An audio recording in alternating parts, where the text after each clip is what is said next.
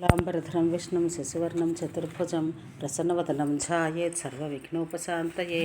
గౌతములు ఇంకను ఇట్లనిరి. పూర్వం శ్రీమన్నారాయణుడు సాగరంలో శేషసాయి అయి యోగనిద్రలో ఉండి కాలాతీతమైనను మేల్కొనకుండెను. అందుచేత ప్రజ్ఞారహితుడై ఏ లక్షణంలో గోచరింపని మహా తపస్సు నిండిన విశ్వమును చూచి ఆ కాలమందు కల్పావసానమైనదని సర్వజ్ఞులైన మునులు విషాదభరితులైరి. అయ్యో, ఎంత కష్టం సంభవించింది! విశ్వమంతయో మోహావృతమైనదే. కల్పం గడిచిపోయినను విష్ణుమూర్తి మేలుకొనటలేదే. ఆ జ్యోతిర్మయుడైన పూర్ణపురుషుని చూడక దేవతలు మాత్రం శాంతినెట్లు పొందుదురు అని చింతించి సర్వజ్ఞులైన ఆ మునులు ఆత్మయందలి తేజోరాశియు నిరంజనుడు అయిన ఉమాపతిని ధ్యానించుకొన్నారు. వారి యందు ప్రసన్నుడైన మహేశ్వరుని వారు విశ్వరక్షణ చేయమని ప్రార్థించినారు. అంతటా ఆ పరమశివుని తేజం నుండి వెలువడిన స్ఫులింగంలైన 33 కోట్ల ఉదస్తంభ దేవతలచే ప్రబోధింపబడి విష్ణుమూర్తి మేలుకొన్నాడు. కన్నులు తెరిచి ప్రభాతకాంతిని చూసి విష్ణు వీటిలో వితర్కించుకొన్నాడు. అయ్యో, తమోద్రేకంచే నేను అకాలమున ఇట్లు నిద్రించి తినే. నన్ను ప్రబోధించుటకై సదాశివుడు తానే పూనుకొన్నాడే. ఇంక సృజించుటకు బ్రహ్మకును పరిపాలించుటకును నాకును పని ఏమున్నది? చీచే, నిద్రచే ఆత్మజ్ఞాన శూన్యుడినైపోతేనే. ఇప్పుడింక నాకు సర్వకర్త అయిన శంకరుని శరణు జోరుట విన్నా వేరు గతి లేదు. శంభు దర్శనము సర్వపాపహరమును సర్వాభీష్ట ప్రదాయనియు కదా. అల్పపుణ్యం గావించిన వారినది పవిత్రులను చేయను, కానీ అది బహుదుర్లభం అని యోచించి విష్ణుమూర్తి తన హృదయంలోనున్న సదాశివునికి అనేక సాష్టాంగ నమస్కృతులు ఆచరించి ఆ పాప విదారుడైన విశ్వేశ్వరునికి ప్రీతి గావించినాడు. అంతటా సర్వశరణుడైన పరమశివుడు శరణార్థి అయిన విష్ణువును కటాక్షించి అనుగ్రహపూర్ణుడై లెమ్ము వత్స అని పలికెను. చంద్రశేఖరుని కరుణకు పొంగి హరి అతన్ని ఇట్లా వినిపింపసాగెను. హే శంకర, త్రిభువన పాలక, త్రిమూర్తి స్వరూప, త్రినేత్ర, త్రిగుణాతీత, త్రిపురహర, నీవే జగదీశ్వరుడవు. నిజాంశసే జన్మించిన ఈ దేవతల రూపమున నీవే సర్వకార్య కారణ రూప జగత్తును నడిపించుచున్నావు. నన్ను ఈ జగద్రక్షణకై నియమించి మాయచే నన్ను మోహింపచేసి ఇప్పుడు నా దోషమును కూడా నీవు గణించటలేదు. నన్ను వదులుట కూడా లేదు. నేనేమి చేయగలను? ఓ జగత్పాలక, నా భారమంతయు నీదే.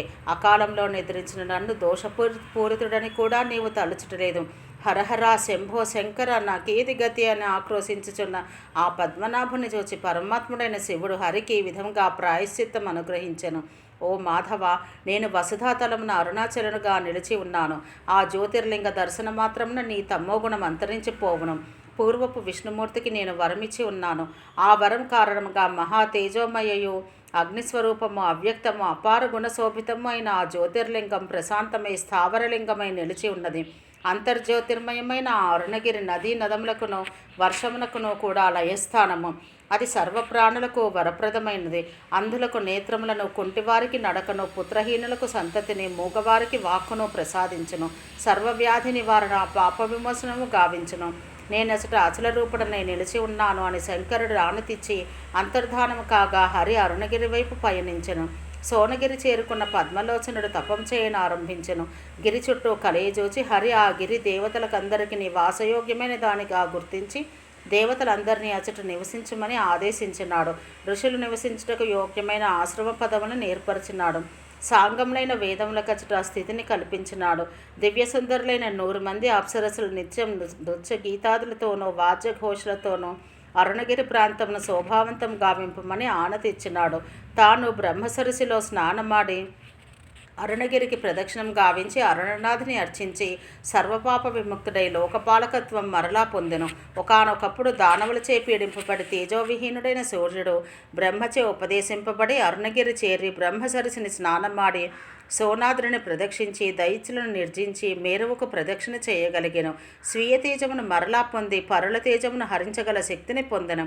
ఒకమారు దక్షశాపదగ్ధుడైన చంద్రుడు శివప్రబోధం చేత అరుణగిరి నర్చించి తన స్వస్వరూపం పొందెను. అతడు బ్రహ్మర్షి శాపం వలన యక్ష్మరోగ పీడితుడై పిదప అరుణాచలమును అర్చించి రోగ విముక్తుడై లోకములకు చల్లదనం గూర్చుచున్నాడు. ఒకమారు దేవేంద్రుడు శివుని వలన వరములు పొంది మహాబలవంతులై విజృంభించిన వృత్రుని, బలుని, పాక్కుని, నముచిని సంహరించినాడు. ఆ పాపవశం చే తన బలం క్షీణించి నిలవనీడలేనివాడై పిదప తపం చే శివుని మెప్పించి ఆయన చేత ప్రబోధించబడి అరుణాద్రిని నర్చించి పాప విముక్తి పొందెను.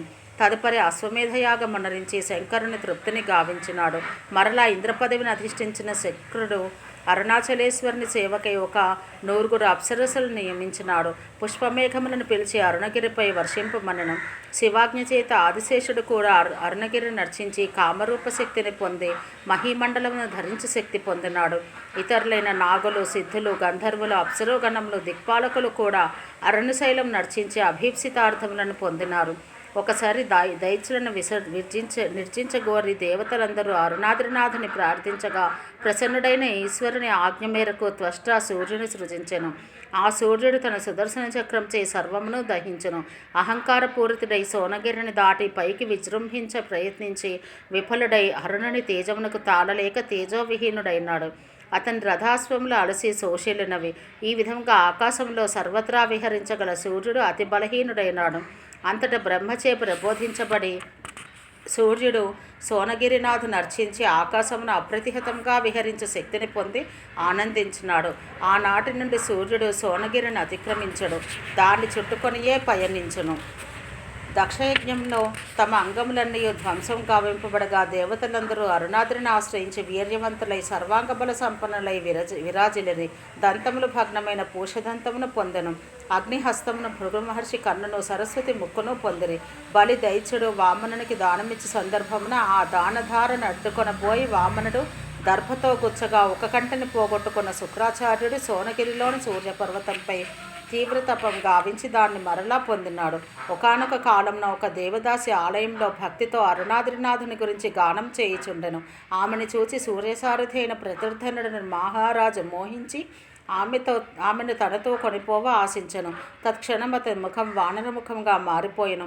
ఈ సంఘటనకు నిర్విణ్ణుడైన రాజు మంత్రుల ప్రబోధం వలన తెలివి తెచ్చుకొని ఆ దేవదాసికి బదులుగా అనేక కన్యకాబన్లను అరుణాద్రీశ్వరునికి సమర్పించుకొనెను. అరుణాద్రినాథుని కరుణ వలన తదుపరి అతడు సుందరముఖుడై తుదకు ఈశ సాయుధ్యం పొందినాడు. ఒకమారు పుష్పకుడను గంధర్వరాజు భక్తిహీనుడై అరుణాద్రీశ్వరుని తూలనాడును. తత్ఫలితంగా అతనికి వ్యాఘ్రముఖం ఏర్పడెను. గంధర్వులకు తమ రాజు దుర్దశకు కారణం తెలియక వ్యగ్రులైనారు. అటువైపు పోవచ్చున్న నారద మహర్షి వారి రాజు యొక్క దుర్దశకు కారణం తెలిపినాడు. అరుణాద్రి చుట్టూను 2 యోజనములు కైవారం వరకు గల భూమి శివభూమి అనియు శివభూమి ముక్తిప్రదాయకమనియు అచటికి ఒక మారు వచ్చిన వారికి నాశముండదనియో నారదుడు గంధర్వులకు ఎరిగించెను. పూర్వం ఒక మారు సప్తర్షులు శాపగ్రస్తులైరి. వారు భూమికి ఏతించి అరుణాద్రీశ్వరుని సేవించుకుని శాప విముక్తులై అరుణాద్రి చెంత ఒక చెరువును తవ్వించిరి.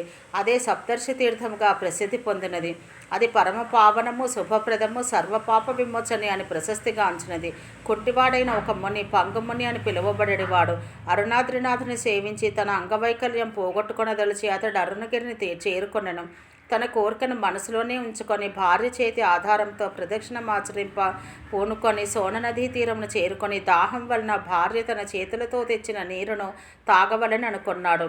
అతడు సోననదిని చేరుకొనుటకు మోకాళ్ళతో పాకసాగినాడు. అప్పుడు అతడికి ఒక ధూర్తుడు వచ్చి, ఏమిరా ఇది, అరుణాచలం చేరి ఇంకను భార్య చేయి ఆధారంగా దాహం తీర్చుకొనుచున్నావా అని కసరి పరిగెత్తిపోయినాడు. పంగుమునికి ఆశ్చర్యంగా అతని కాళ్ళల్లోనికి శక్తి ప్రసారమైంది. అంతటా అతడు లేచి నడిచి తన స్వహస్తంతో నీరు తాగి ఆ ధూర్తిని కొరకు వెతకగా అతడు కనిపించలేదు. తదుపరి భార్యాభర్తలు ఇరువురు ఆనందంతో అరుణాద్రికి నమస్కరించి పాద ప్రదక్షిణం ఆచరించినారు. పాదచలన శక్తి లభించిన పంగుమునిని చూసి శివభక్తులందరూ పూజించగా పంగుముని యథేచ్ఛగా యాత్రార్థం వెడలినాడు. ఒకమారు మహాబలి అయిన ఇంద్రుడి పుత్రుడైన వాలి ఉదయాద్రి శిఖరం నుండి అస్త్రాద్రి శిఖరమునకు లంఘించుచు మార్గమధ్యంన అరుణాద్రిని చూచినాడు. దేవతలచే పూజించబడుతున్న ఆ అరుణాద్రిని దాటి పైకి ఎగురపోయి హఠాత్తుగా అతడు బలమునంతనూ కూలిపోయి నేలపై కూలినాడు. అప్పుడు అతడు తండ్రి అయిన ఇంద్రుడు ప్రబోధింపగా తేజోలింగమైన అరుణపర్వతం నర్చించి మరల వీర్యవంతుడైనాడు. పూర్వకాలం నడమహారాజు అరుణాచలేంద్రుని పూజించి నీతిమంతుడై ధర్మబద్ధుడై ప్రజలను కన్నబిడ్డల వలె పాలించెను. పూర్వం ఇల్లుడని మహారాజు తెలియక గౌరీవనమును ప్రవేశించి స్త్రీ రూపమును పొందెను. తదుపరి అతడు తన పురోహితుడైన వశిష్ఠునిచే బోధింపబడి సోనాద్రిని పూజించి మరలా తన పురుషత్వం పొందెను. చంద్రుని ప్రబోధం వలన ఇలమహారాజు అరుణగిరి భక్తితో స్మరించి తదనుగ్రహం వలన శాపమోక్షమును పొంది దేవతలకు కూడా అలభ్యమైన పదవిని పొందెను. మహర్షి అయిన భరతుడు లేడికూడపై గల అనురాగంతో ఆయువు తీరిన వెనుక కూడా ఆ ముక్తిని పొందక లేడి జన్మనెత్తినాడు. విష్ణుమూర్తి పత్ని వియోగ దుఃఖమును పొందినాడు. భృగు మహర్షి బోధ వలన అతడు రుణగిరి నర్చించి సర్వావతారముల యందును దుఃఖరహితమైన స్థితిని పొందినాడు. సరస్వతి, సావిత్రి, లక్ష్మీదేవి, భూదేవి, నదీమ తల్లులందరూ కూడా సోనాద్రి నర్చించి ఆపదలను గట్టెక్కినారు. ఈ గిరి 4 దిక్కుల యందును దేవతలు నివసించుచుందురు. తూర్పున సూర్యుడు, దక్షిణాన విశ్వామిత్రుడు, పడమట వరుణుడు, ఉత్తరమున త్రిశూలము అరుణాద్రిని పరివేష్టించి ఉందరు. అరుణగిరికి 2 యోజనముల దూరం వరకు ఈ 4 దేవతలు సోనేశ్వరిని సేవించుచుందరు. గిరి ఉత్తర భాగమందలి శిఖరంలో ఒక మహావటవృక్షం ఉన్నది. దాని నీడ వృక్షం చుట్టూను మండలాకృతిలో చాలా దూరం వ్యాపించి దేవమానవులందరికీ ఆశ్చర్యం గొలుపుచుండను. ఆ వటవృక్షం కింద మహేశ్వరుడు సిద్ధవేషధారి అయి ఎల్లప్పుడూ విరాజిల్లుచుండను. అష్టదిక్కుల యందును అష్టదిక్పాలకులచే సదా పూజించబడుచున్న ఆ గిరి దిక్పాలకులు ప్రతిష్ఠించిన అష్టలింగములతో సర్వదా శోభిల్లుచుండను. శివానుజ్ఞానవర్తులైనట్టు శివభక్తులైనట్టు మహారాజులచే ఇచ్చట ఒక మహామంటపం నిర్మించబడినది. అది గుండ్రంగా ఉండి సదా అర్థులకు ఫలప్రదమై మనసి ఉన్నది. ఈ గిరి మూలమునందు ఆగమార్థ విధుడైన వామదేవునిచే సేవించబడుచున్నది. ఇచ్చట అగస్త్యుడు, వశిష్ఠుడు లింగములను స్థాపించి మహాతపమునర్చినారు. బ్రహ్మపుత్రుడైన సోనపదం ఇచ్చట అత్యంత తీవ్రతపం గావించి గంగకి అభిముఖంగా ప్రవహించు వరమును పొందెను. పుణ్యవతి అయిన సోననదీదేవి నిర్మల జలంతో ఇచ్చటనే ప్రవహించుచున్నది. పుణ్యనది అయిన వేనానది గిరిని చుట్టూ ప్రవహించుచున్నది. గిరికి వాయువ్య దిశలో వాయుతీర్థం వెలసి ఉన్నది. ఇందు స్నానమాడి వాయుదేవుడు జగత్తు కంతటికి ప్రాణస్వరూపం పొందినాడు. ఉత్తర దిక్కున సౌగంధిక కమల శోభితమై హంసలతో తేటిగమలతో ఉండి నిర్మల జలపూర్ణమై కుబేర తీర్థం ఉన్నది. ఈశాన్యమున ఉత్తమమైన ఈశాన్య తీర్థం కలదు. ఈశాన్య తీర్థమున స్నానమాచరించి కమలాక్షుడు లక్ష్మీదేవిచే లాలించబడు అత్యంత సుందరుడై విష్ణుత్వమును పొందినాడు. దీని యందు స్నానం చేసి నవగ్రహములను గ్రహ పదవిని పొందినారు. అందుకే దీనిలో స్నానమాడిన వారికి నవగ్రహానుగ్రహం లభించునని ప్రతీతి. ఈ ఈశాన్య తీర్థమును పరివేష్టించి ఉండి దుర్గా, వినాయకుడు, స్కందుడు, క్షేత్రపాలుడు, సరస్వతీ తీర్థమును రక్షించుచున్నారు. ఈ గిరికి అన్ని దిక్కుల యందును గంగా, యమున, గోదావరి, సరస్వతి, నర్మద, సింధు, కావేరి, సోనపద, సోననది, మహానది దేవతలు అంతర్వాహినులై పాప వినాశకరమైన తమ తమ శక్తులతో అరుణాచల్ని సేవించుచున్నారు. దివ్యోదక ప్రపూర్ణములైన ఇతర నదులు సోనాద్రీస ప్రభావం వలన గిరిపై నీటి బుగ్గలుగా జరించి విజృంభించుచున్నవి. గిరికి దక్షిణ దిక్కున మహామహిమాన్వితమైన అగస్య తీర్థమున్నది. భాద్రపద మాసమున అగస్యులు మునిగన సేవితులై దీనిలో స్నానమాచరించి సోనాద్రినాథు నర్చించుచుందురు. ఇందు స్నానమాడిన వారికి సకల భాష కోవిదత్వం సిద్ధించును. ఉత్తర దిశ ఎందు వశిష్ఠ తీర్థం ఉన్నది. దివ్యము శుభప్రదము అయిన వశిష్ఠ తీర్థమును స్నానమాడినచో సర్వ వేదార్థ జ్ఞానం లభించును. ఆశ్వయుజ మాసమున మేరు పర్వతం నుండి వశిష్ఠ మహర్షి వచ్చి ఈ వశిష్ఠ తీర్థమును స్నానమాడి సోనాద్రీశ్వరిని సేవించుకొనను. ఈశాన్యమందు గల గంగాతీర్థం సర్వపాప ప్రణాశిని. కార్తీక మాసమున గంగాది సర్వ నదులను కలిసి వచ్చి గంగాతీర్థమును స్నానం చేసి అరుణాద్రిని కొలుచుచుందురు. అరుణాద్రీశ్వర సన్నిధిలోని బ్రహ్మతీర్థమును స్నానమాడిన వారికి బ్రహ్మహత్యా దోషం తొలగును. మార్గశీర్ష మాసమున పితామహుడైన బ్రహ్మ సత్యలోకం నుండి వచ్చి నిత్యము అరుణాద్రీశ్వరు నర్చించుకొందురు. పుష్యమాసమున దేవతలందరితో కలిసి మహేంద్రుడు ఇంద్రతీర్థమున స్నానమాడి సోనేసు నర్చించుచుండను. అరుణాచలేశ్వరుని సన్నిధి ఎందుగల శివతీర్థపు మహిమ ఎనలేనిది. శివుడు బ్రహ్మకపాలంతో కూడా ఇచ్చట స్నానమాడినాడు. మాఘమున శివుడిచ్చట రుద్రగణాన్వితుడై భూలోకమందలి మానవులందరికీ ప్రాయశ్చిత్త ఫలం నిచ్చుచు నిలిచి ఉండను. ఆగ్నేయ దిశ ఎందుల అగ్నితీర్థంలో స్నానమాడి అగ్నిదేవుడు స్వాహాదేవితో కలుసుకొనెను. పాల్గొన మాసమున మన్మధుడిక్కడ స్నానమాడి సర్వలోకములకు సుఖకారకుడైనాడు. దక్షిణ దిక్కున ఉన్న విష్ణుతీర్థం సర్వ ఋషిగణ సేవితమై మహాఫలసిద్ధిప్రదమైనది. చైత్రమాసమున ఈ విష్ణుతీర్థమున స్నాతుడై రమాపతి సోనగిరీసు నర్చించి లోకపాలకుడై కీర్తి పొందెను. ఉత్తర దిక్కున గల సూర్యతీర్థం సర్వరోగ నివారణి. వైశాఖ మాసమున వాలకిల్య మహర్షులతోనూ వేదములతోనూ కలిసి సూర్యుడిందు స్నానమాచరించి ఈశ్వరుని సేవింపుచుండును. ఈశ బ్రహ్మోత్తర దిశ ఎందులే అశ్విని తీర్థమున స్నానమాడి దేవవైద్యులైన అశ్విని దేవతలు పునీతులై శివార్చన గావించుకొనున్నారు. సోనగిరికి దక్షిణాన పాండవ తీర్థం ఉన్నది. పాండవులందు స్నానం చేసి రాజలాభం పొందిరి. భూదేవి సర్వౌషధములతోనూ సర్వదేవతలతోనూ కలిసి జ్యేష్ఠమాసమున సోనగిరినాథుని సేవించి అతని కరుణ చూరగొన్నది. సోమ సూర్యోత్తర దిశ అందుగల వైశ్వదేవ తీర్థమందు స్నాతులై మహాబలులైన విశ్వేదేవతలు సోనేసు నర్చించి దేవతలతో పాటు యాగభాగములు అందుకొన్న సమర్థులైనారు. ఇందు స్నానం ఆచరించినచో విశ్వాధిపత్యం లభించును. తూర్పు దిక్కున గల ఇంద్రతీర్థమున స్నానం చేసి లక్ష్మీదేవి హరిని భర్తగా పొందెను. గిరికి ఉత్తరంగా స్కందానది పారుచుండును. శివపుత్రుడైన స్కందుడిందు స్నానం గావించుకుని రాక్షస సంహారానికి కావలసిన మహాశక్తిని పొందెను. శుభప్రదాయని అయిన కుంభానది సోనగిరికి పడమరగా ప్రవహించుచున్నది. కుంభ సంభవుడైన అగస్త్యుడు ఇచ్చటిని సర్వదా నివసించుచుండును. ఈ సోనగిరిని గంగానది పాదమునందు, యమునా నది మధ్యమును, నర్మదా నది శిరోభాగమునందు ఎల్లప్పుడూ సేవించుచుందరు.